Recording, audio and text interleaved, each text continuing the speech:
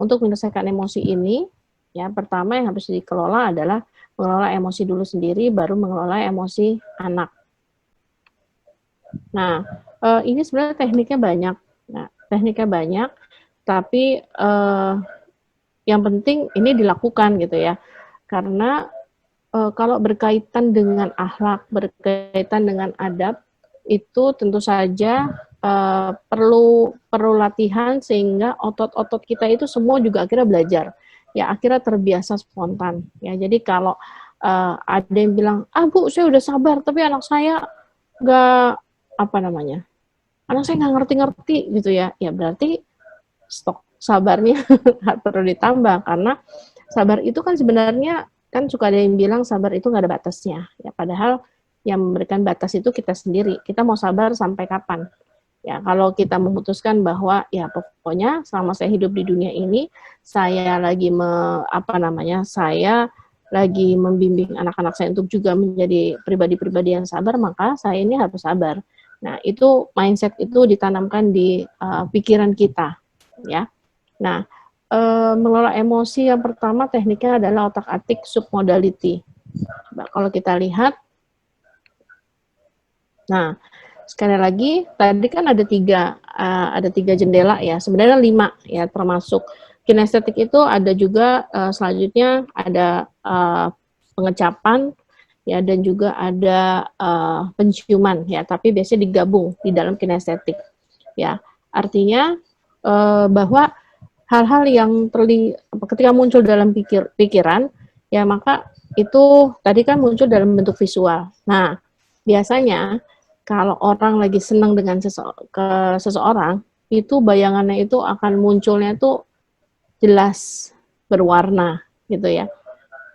Pokoknya terlihat besar lah, ya misalkan tadi kayak kita pasti suka mendengar orang, oh saya tuh merasa dekat sama Bu Alfa misalkan ya, saya merasa dekat dengan si A. Nah itu penggambarannya itu ya karena dia memetakan itu di dalam otak secara visual ya, memang kita duduk berdampingan atau kita berdiri berdampingan gitu ya, kita dekat. Nah sehingga tetapi ternyata ketika kita dalam keadaan tidak menyukai dengan seseorang, maka biasanya bayangan yang muncul itu akan terlihat jauh, buram. Nah, disinilah ternyata pikiran itu bisa diotak-atik dong ya. Kalau kita misalkan lagi sebel sama seseorang, ya secara visual itu muncul gambar yang ya bisa jadi gambarnya di depan gitu ya. Itu bisa kita jauhkan pelan-pelan. Ya, atau kita bisa buramkan ya sampai nggak kelihatan. Ya, teknik ini bisa berjalan, bisa dicoba aja. Dan ini sebenarnya sih teknik P3K ya. Teknik yang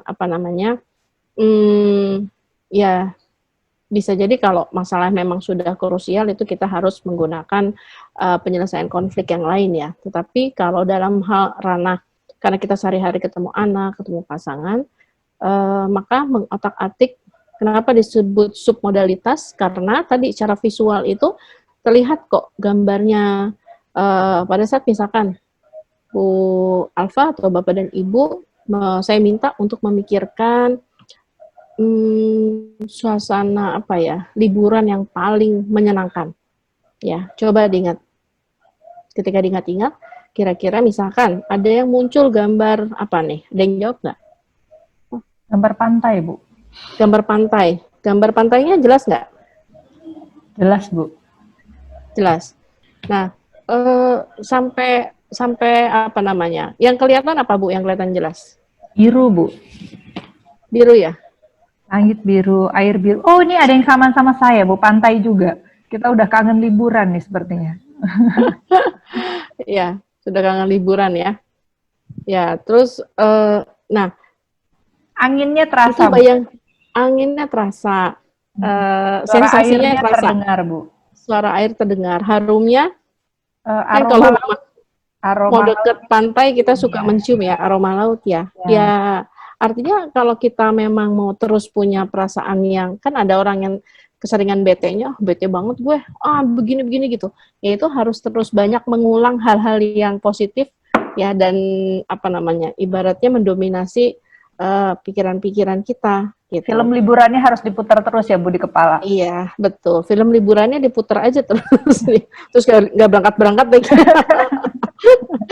Ya, cari yang mudah lah ya. Itu artinya kan kalau kita bayangkan apa yang harus kita lakukan kepada anak-anak, bagaimana suasana rumah, suasana pengasuhan itu nanti akan memberikan kontribusi filter ya kepada anak-anak ya. Maaf sekali bukan banyak, ada orang-orang perempuan yang tidak mau menikah karena punya memori apa. Semua laki-laki itu kalau marah memukul misalkan ya. Itu kan memori yang memang dia lihat ya lalu dia simpan baik-baik. Ya, padahal itu juga menjadi generalisasi buat dia, dan yang merugi siapa? Yang rugi dia. Ya, jadi setiap ketemu laki-laki terus dia langsung punya perasaan paling sebel gitu. Atau sebaliknya, saya pernah punya dosen, nggak ada dosen saya kan. Saya pernah punya dosen, begitu masuk dia langsung deklarasi, saya tidak suka laki-laki gitu kan. Saya kaget kan. Waktu itu lagi saya S2 ya. Terus jadi bagi saya laki-laki itu semua sama, semua begini. Kalau saya dulu belum ngerti ya. Saya di jurusan komunikasi dulu S2-nya. Nah, terus udah gitu dia bilang, karena saya bertemu dengan laki-laki yang begini. Padahal tadinya ya,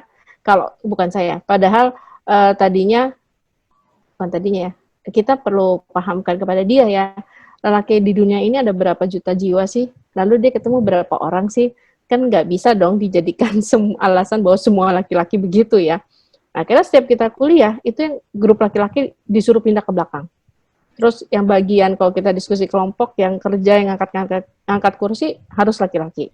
Pokoknya dia bilang, saya memulaikan perempuan di sini. Lucu aja, ya artinya apa yang dia tangkap secara visual, ya lalu itu dia teruskan menjadi self-talk dia, ya dia buat kesimpulan, dan itu pengaruh ke emosi, dari emosi pengaruh ke perilaku. Dan perilaku setelah itu ada hasilnya. Nah, ini Bu dan Bapak silakan coba, Bapak dan Ibu memikirkan hal yang membuat Bapak dan Ibu kecewa atau Ibu marah deh. Apa kira-kira? Bu Alfa boleh dibantu. Oke, sudah? Saya mau melihat wajah-wajah orang-orang kok nggak kelihatan ya Bu, di mana ya? Ya, kalau sudah, ya coba saya mau tanya silakan di. Ada yang kecewa gajian diundur. Oh, ada yang kecewa apa? Gajian diundur. Oh, gajian diundur. Nah, pada saat ngomong gajian diundur itu yang muncul apa?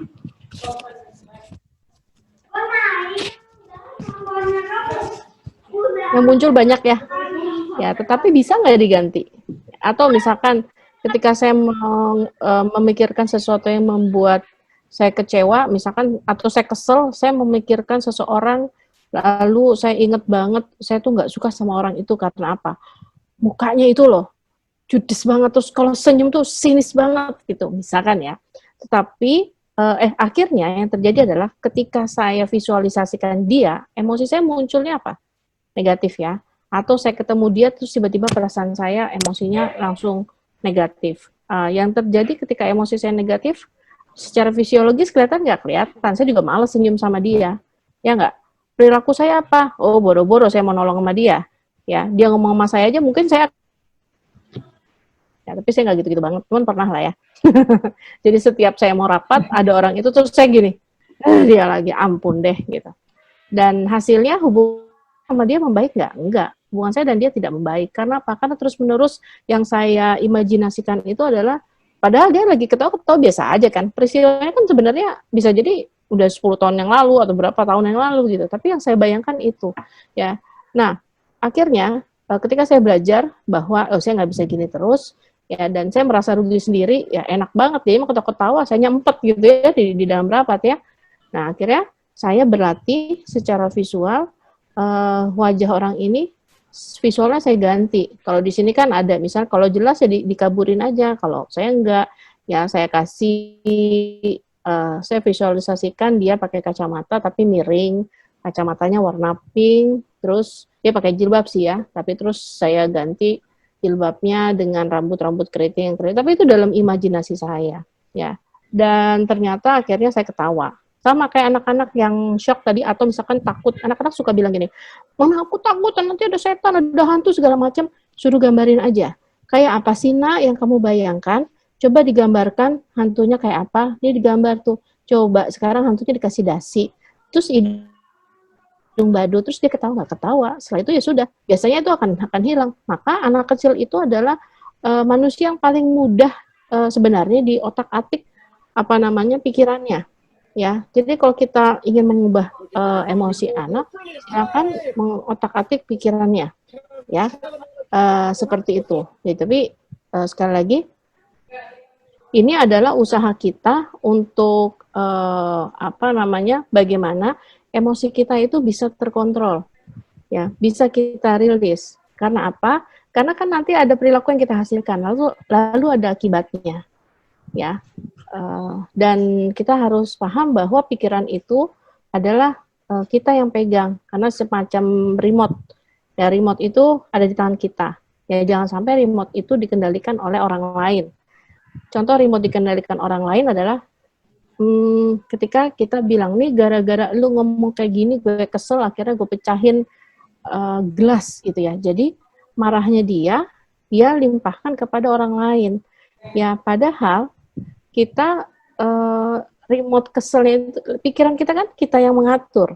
Ya, pada saat dia bertingkah menyebalkan, ya sudah, kita abaikan saja, ya.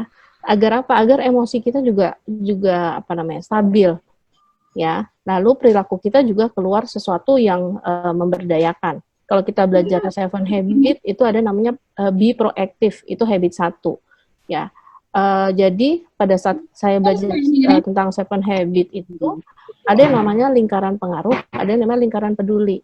Ya, ada lingkaran di dalam kehidupan kita yang memang tidak bisa kita kendalikan, tetapi sayangnya banyak orang yang fokus pada yang tidak bisa dikendalikan itu. Contohnya, misalkan saya bilang, saya sebel training sama si A, habis apa namanya, atau misalkan saya nggak suka sama guru saya mau ganti guru aja, atau saya mau pindah kelas gitu.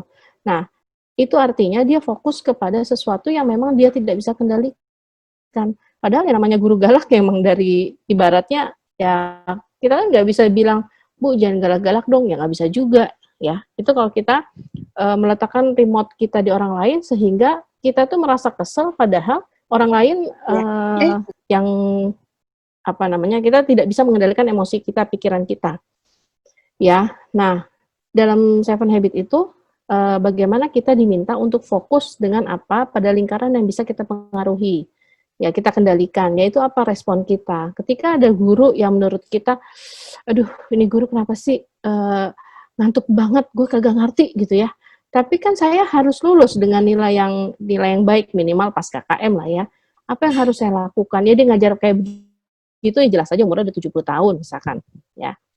Ini berkaitan dengan hal tersebut. Nah, artinya akhirnya saya mencari hal-hal lain supaya saya bisa apa namanya, pikiran saya bisa fokus kepada apa yang bisa saya ubah. Karena apa? Karena itu penting. Pikiran itu mengendalikan emosi, ya. Lalu ada juga yang remote control-nya dipegang oleh lingkungan bahkan. Ketika mau piknik, udah janjian sama teman-teman, terus tiba-tiba hujan, terus marah-marah. Nih kalau gara-gara hujan nih kita nggak bisa piknik nih, wah gara-gara ban kempes kita nggak bisa begini, gara-gara ini, gara-gara itu. Gunanya apa? Ya karena tidak akan merubah peristiwa apapun, ya nggak? Kalau kita udah mau jalan-jalan terus hujan, emang kalau udah marah-marah hujannya berhenti nggak juga, ya? Yang ada kesambar geledek, nggak ada yang bercanda. Ya, takutnya kesambar geledek.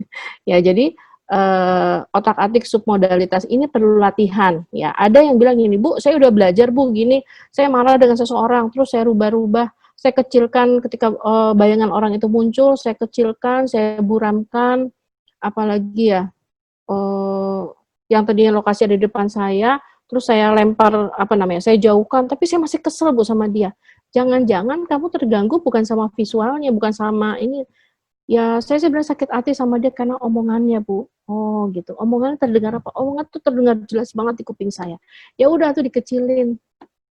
Masa dikecilin? Bukan, dia memang, dia kan orangnya memang gitu, Bu, ngomongnya ngeselin. Loh, ini kan sekarang sekali lagi kita ngobrolin tentang kita, bukan tentang dia. Karena ketika emosi kita, apa namanya, tidak bisa kita kelola, yang rugi itu kita, bukan dia, gitu. Ya, jadi, eee, pola menyelesaikan emosi ini gunanya nih untuk kita. Pada saat kita sudah bisa mengelola, insya Allah di dalam keluarga kita juga akan berpengaruh ya yang baik.